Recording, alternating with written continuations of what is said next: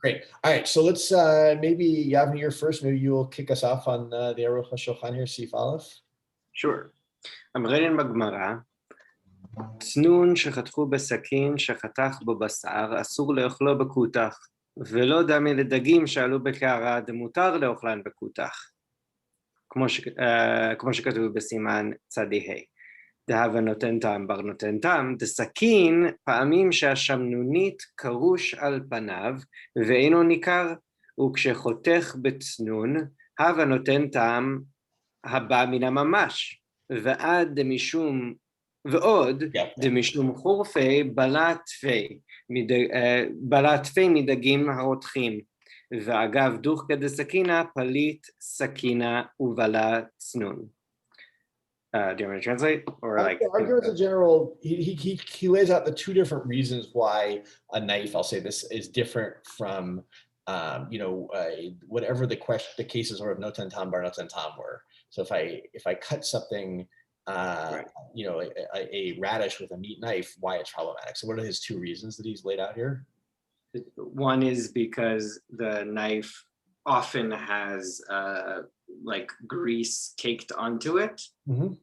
And the other reason, which you wouldn't notice, and the other reason is the other reason, well, he talks about two more things. One is the spiciness of the tsnun that makes it absorb really well, better than the hot fish even. Yeah. And the other reason, and the third reason is the force of the knife makes it push out what it has in it or on it and into the tsnun. Great. I'm actually going to push back a little bit. It's actually two reasons. It's one of the reasons has two parts to it. And I know this for sure, that it's not just that I didn't make this up, because his next piece you'll see in Sif Bet, he'll say, Shtei hatamim, right? He's going to call those two reasons. But generally, he's laid out that there's two different possible factors going on here. We saw this in the Rishonim. One is, and it was really the Rashi school, I'd say, is that, as you said, there's grease that's caked, that knives are hard to clean. It's essentially the basic version of it, right? It's very difficult to clean knives. Knives have actual mamash meat on them if it's a meat knife. And so when you cut a radish, it's going to absorb actual meat flavor. Actually, it's interesting because I think we'll see there is connection, because maybe it also absorbs, not only because there's meat on it, but maybe also because the knife's pressure pushes the meat, flavor that shamnunit in. But the second reason being is like a combination of the sharpness of knives, and I'm going to use sharp in two different ways, and the sharpness of a radish, right? That the radish is more absorbent because it's sharp or strong flavored, and the knife is more exuding than the average utensil.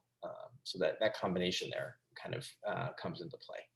So does that make sense? That's like really the whole siman is really this question, and which of those factors you believe in and believe is the operating case.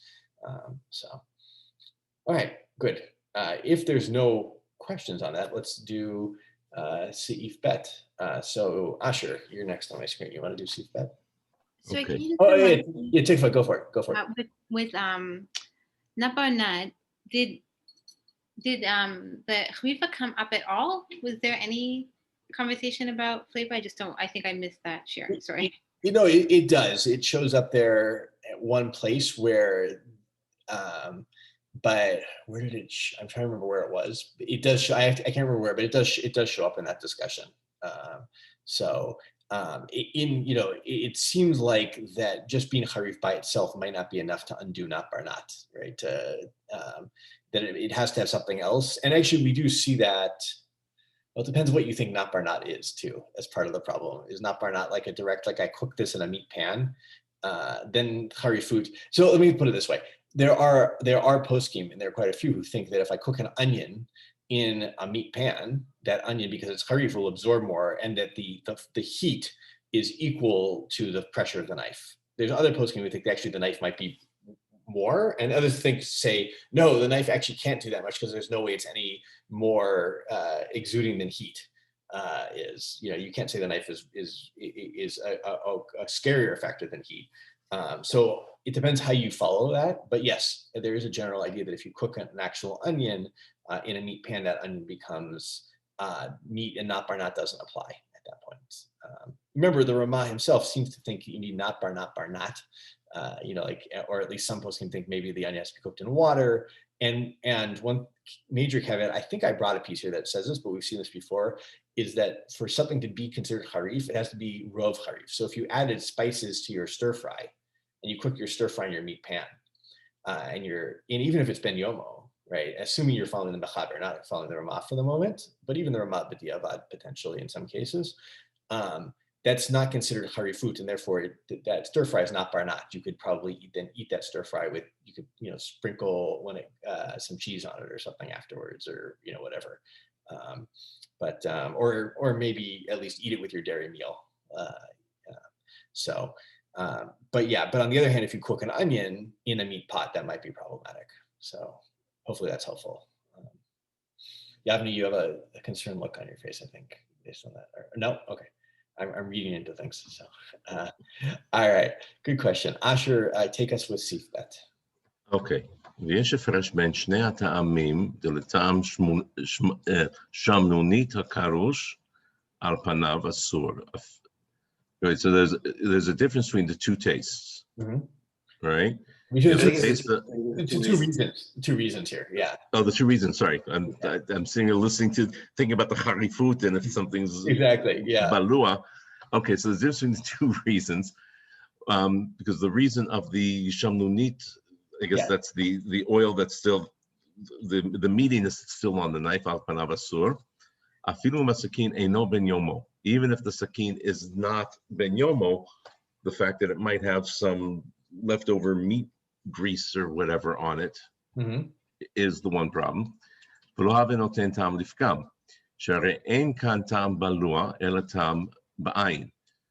we're not talking here tam balua, we're talking about something actually physically see. It's not just this. It's not this kind of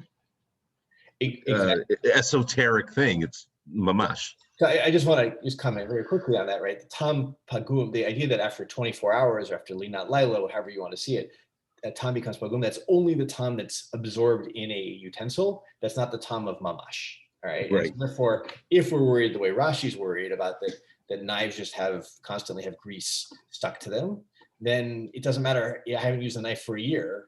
Maybe you can start making claims after a year. Maybe grease even turns bad. But but in general, that would still be a problem. There's no time factor. Right.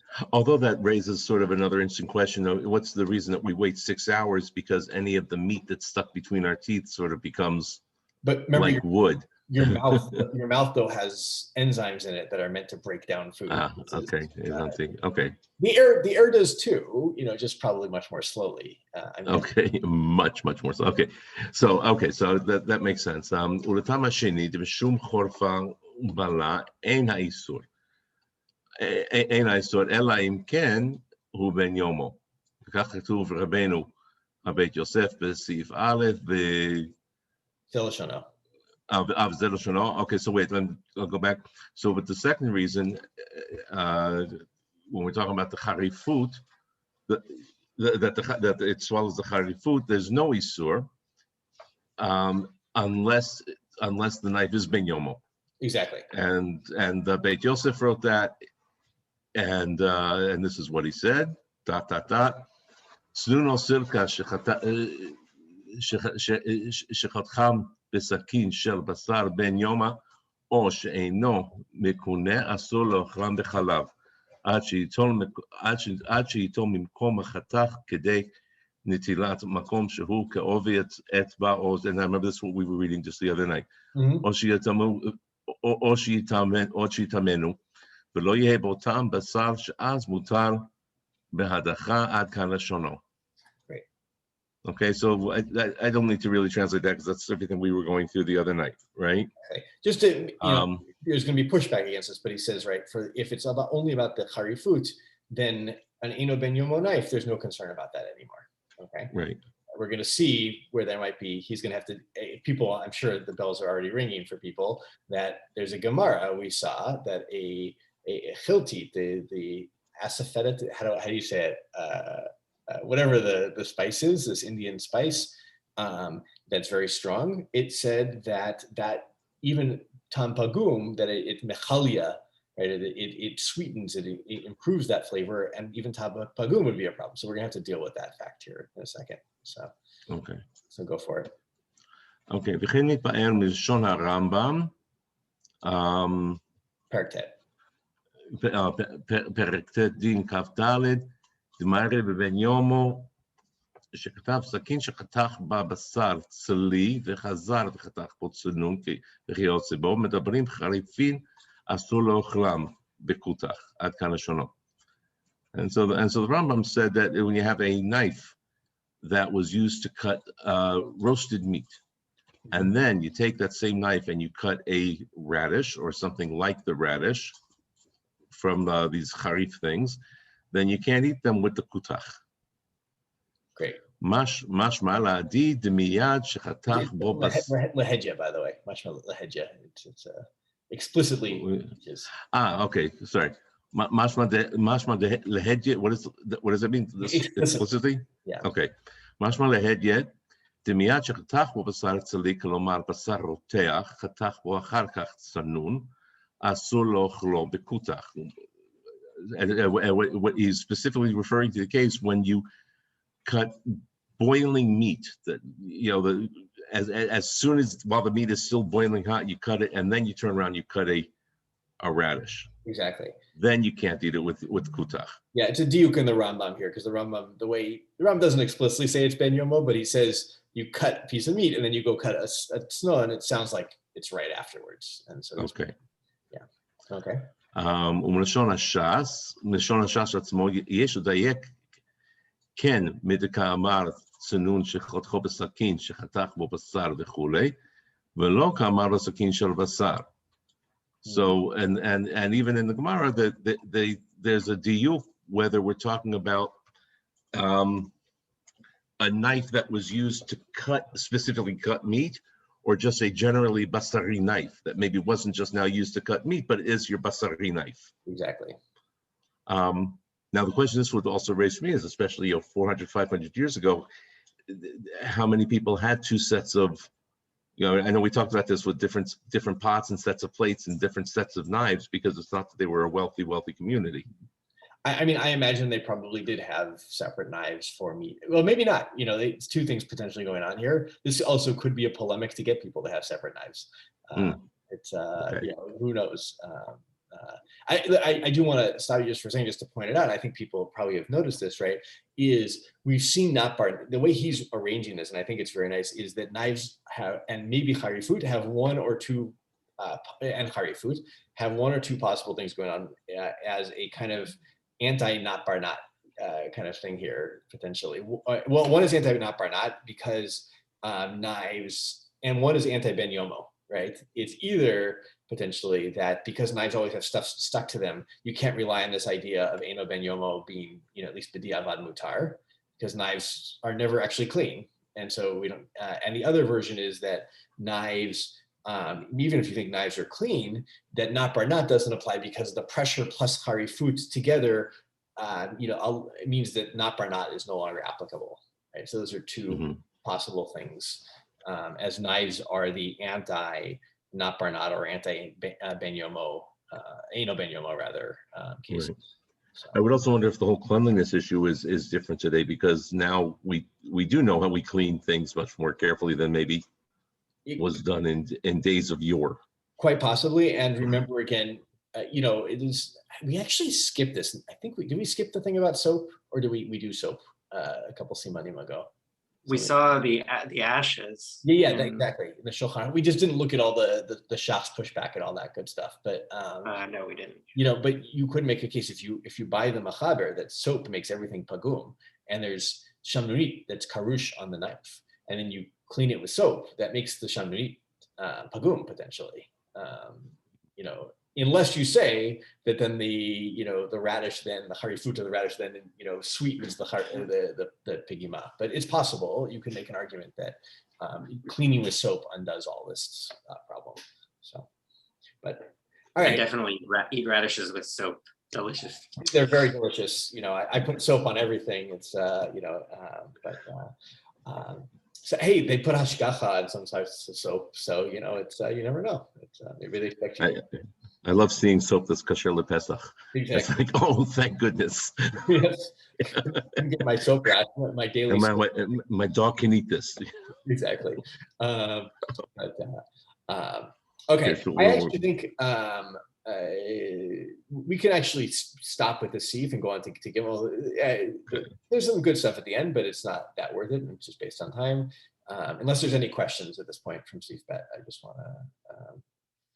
Tikva, can I enlist you to read Sif Gimel?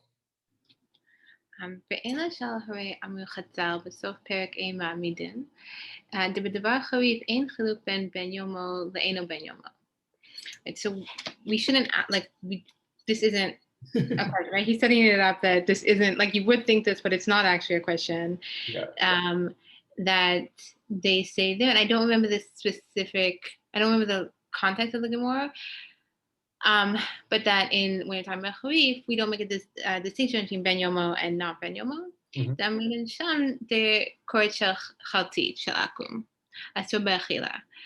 Because in that case, they're talking about this specific. I forgot the word in English, but Asaphedita. I'm getting it wrong. I'm sure. Yeah. All right. They're talking about this food. My time I'm assuming the mafsike le betachina, but after the not nitan livkam mutar. וסתם כלים אינו בן יומן, אך אגב חופת דחלטיתא ממתיק השמנונית שבתוך הצחים.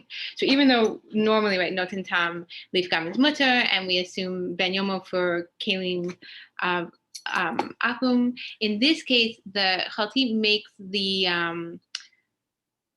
grease sweet again. So it like what we were saying before, it revitalizes the taste that's in the knife. But have cannot in tam l'shavach, and so in this case it's l'shavach. So it sounds like it is absorbed, though. It doesn't sound like it's talking about crusty. You're correct. Yeah, I think here he's talking about the absorbed case, but he uses shamnuni, which is really interesting. But, yeah. Okay, that's all. How meforish did the bar charif? Eno ben yomo. Oh, sorry. Go ahead. Yeah, you got it. Yeah. Ben yomo. Right, so therefore they're the same thing. It doesn't matter. כתבו ראשונים דזהו לא בכל דבר חריף, רק בחלטית, שהוא חריף מאוד. And this is only in the Rishonim made. It's only in this case, because it's particularly חריף. דאינו מאכל דם כלל רק לפרקים מערבים ממנו טעם בתוך המאכל. Not sure what that means. I can help you with this. He says. Yeah. Nobody eats chiltit, right? That's not something people eat. That's something that you sprinkle a little bit of on your dish, but it's not something that people actually eat. It's not really a food. Don't worry about it. Essentially, don't worry about this, right? This is not a concern. There's one item that undoes tatan pagum. It's not even food, which you can already see, like probably not a spice that he's using in his world, I imagine. He says, they sprinkle a little bit sometimes. Sometimes people sprinkle a little bit on their food. That's it. So he's saying that as a way of saying, like, this is why we know, like, this is so harif because we only use it. Like, no one could actually take a mouthful. Like, is that I think he's a category of like if you can't eat this thing by itself, it's this level of harif. Or he's saying this food we don't have to worry about that much. It's going to be two things. One, it's like it's so harif we don't touch this in general, and second of all, like it's just not a concern because it's such a rare spice that nobody's using. That's his thing. Is that it'd be like saying if gasoline improves the flavor of a knife. Well, no one eats gasoline. He's essentially saying that. This is. I think it's also like to make it a separate category. Exactly. Yeah. It's not like a radish. Mm-hmm. Exactly. So yeah, sorry. Take a go for it. No, I think I answered my own question. I think I was confused because you had said before, right, that if it's only like the spice, basically, we're not worried about harif when it's only the spice. But you were saying like lechatchila, the harif wouldn't take on the status, like it wouldn't absorb whatever the basar or whatever it is. But once you have this spice that was already chopped up with a meat knife, even though it's just a spice, you still have to be concerned. I'm just speaking it out because I got confused in my head between the difference between the moment it absorbs the basar and then using it in your cooking once it already has this status. Yeah, he thinks for sure the chiltit you have to worry if you chopped it with a meat. Right. The problem is he's just saying like no one's using it, right? So like who cares? And it's only chiltit. It's like nothing else, right? This is a special object, special, the spiciest spice out there. That one, if you chop with a meat knife, it's problematic, even if it's eno ben yomo. For any other spice, it's not a concern. This is so. But and you actually keep going. He's like, he's so bad, and it has a bad scent. Ikaw hu levafua destroying oto b'mayim pushrin. Pushrin, like tepid water. Yeah. V'shotin hamayim, and it's really for health. Right, so it's really a medicine. V'yesh bo chamimot habe ve'eno domet sanon v'sharim ma'achlim chavifim delo mahani chavif. חריפותם רק להוציא הבלוע מתוך הכלי, מאכל ולא לעשות אינו בן יומו כבן יומו, וזהו דת כמה מרבותינו.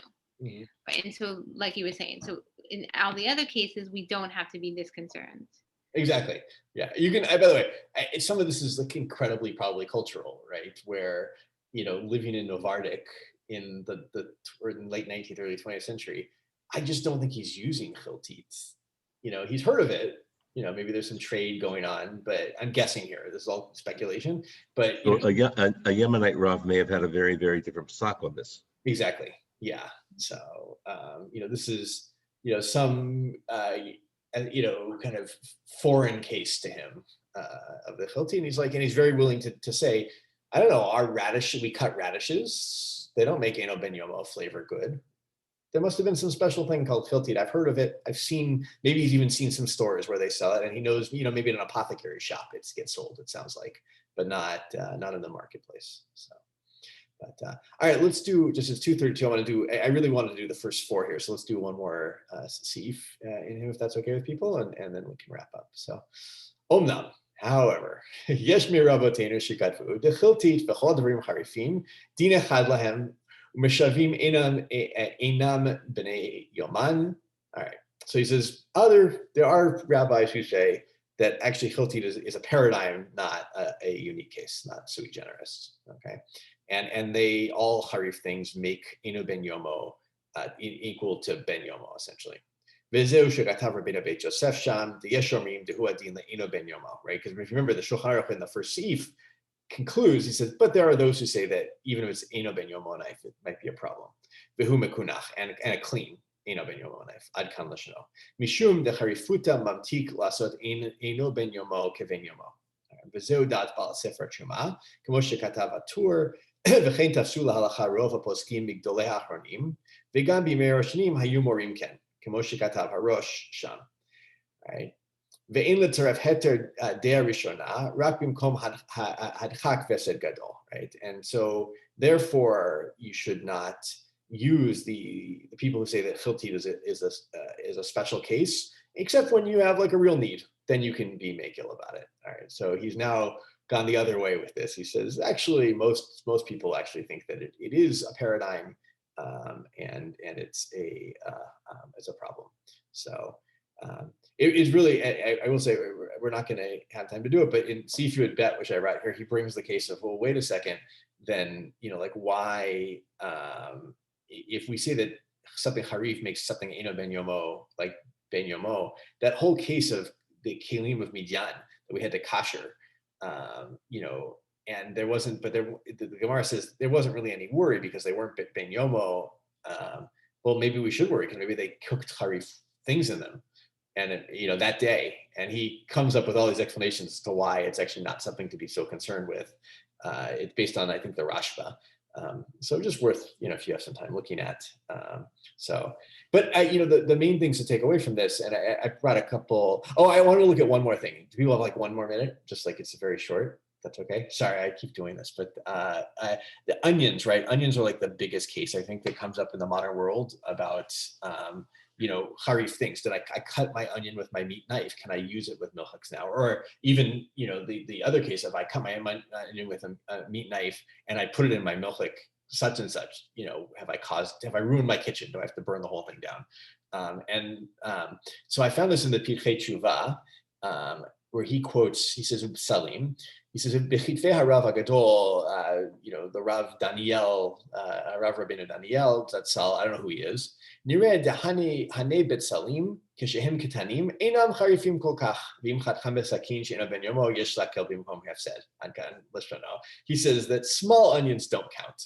I'm not sure if small means like immature onions or just like he's talking about size here. I don't know, but he's already, you see, like a kind of being makil with onions. And the reason I found this, and I thought back, as Rav Nachum told us a couple of years ago, that he thought that based on that case I sent you about the black radishes versus white radishes, that maybe our modern onions aren't the same as the onions that they were dealing with and are less sharp. That there's room to be makil about cutting onions. So, I'm not saying that people should be makil, but if b'diavad you end up in such a case that there's room, there's nifle hakel. Well, even here, as Hakala is talking about B'Hefsed, it's like, it's not just saying milchatchila to be more makil, it's saying, but if it comes out and there's certain situations and you need to, exactly, you need an excuse to be makil, then with the small onions at least, yesh al malismoch. Exactly. So with that, I will conclude. And thank you, everybody. I'm happy to do some more sessions where we just do some. Okay. And any books you can recommend, if you want to send me by email, I'd be very happy to. Yeah, I'll send to everybody. There's to get what I can. That would be wonderful. There's one book in particular I recommend, the Heichal Shlomo, I believe it's called. Okay. Wonderful. So, all right, okay, everyone, have a great day, great weekend. Joel, thanks very much, and Yasher Koach. Looking to you. Thank you. All right, be well. Thank you. Khati, thanks.